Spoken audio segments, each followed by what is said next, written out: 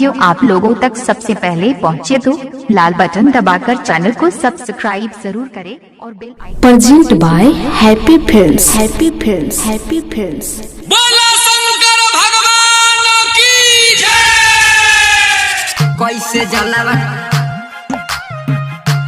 जलावा चढ़ाई बहो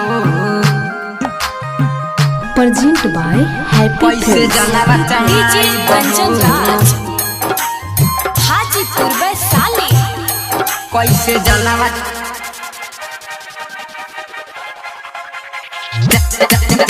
चढ़ाई बहो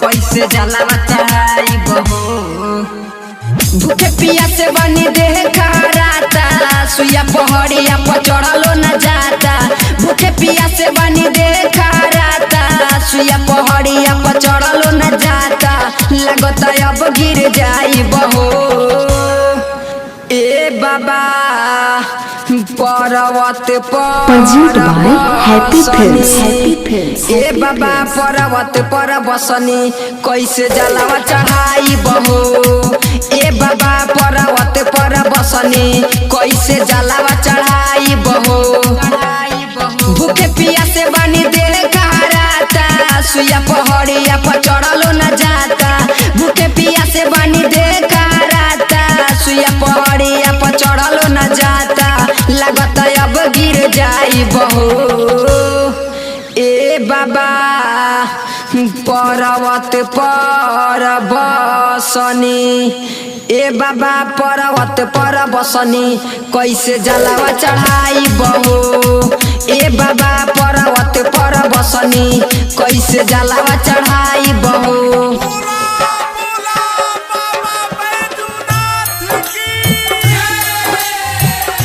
present by happy films. Happy films. Happy films.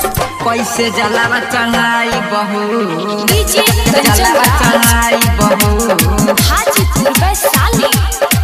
कैसे जलावा चढ़ाई बहो कान्हे के कमर चलतानी हम डगर कान्हे के कमर चलतानी हम डगर दर्द करतावे हमरो बदन बाबा करेले पुकारे सुनी बिनती हमारे कैसे रउआ से होई दर्शन देवघर नगरिया में भीड़ बड़ा होला गिरता जल फूटे गइल बावे लोटा देवघर नगरिया में भीड़ बड़ा होला गिरता जल फूटे गइल बावे लोटा दोसर हम कहाँ से लाई बहो ए बाबा पर्वत पर बसनी ए बाबा पर्वत पर बसनी कैसे जलावा चढ़ाई बहो ए बाबा पर्वत पर बसनी कैसे जलावा चढ़ाई बहो चढ़ाई बहो प्रेम से बोलिए बाबा नीलकंठ की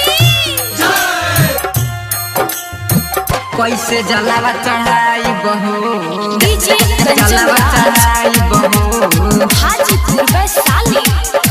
कैसे जलावा चढ़ाई बहो दुख सहिले हम कहिले दुख सहिले हम कहिले रउए महिमा बा जग में महान बड़ा होता परेशानी सुनिए हो भोले दानी तनी हमनी पर फेरी नाना जहर सारा कमरिया बोलता बोले बम हो गुडू दीवाना संगे प्रेजेंट बाय हैप्पी फिल्म्स। सारा कमरिया बोलता बोले बम हो गुडू दीवाना संगे शायद सरगम हो भक्ति में मानवा रामाइल हो ए बाबा पर्वत पर बसनी ए बाबा पर्वत पर बसनी कैसे जलावा चढ़ाई बहो ए बाबा पर्वत पर बसनी कैसे जलावा चढ़ाई बहो।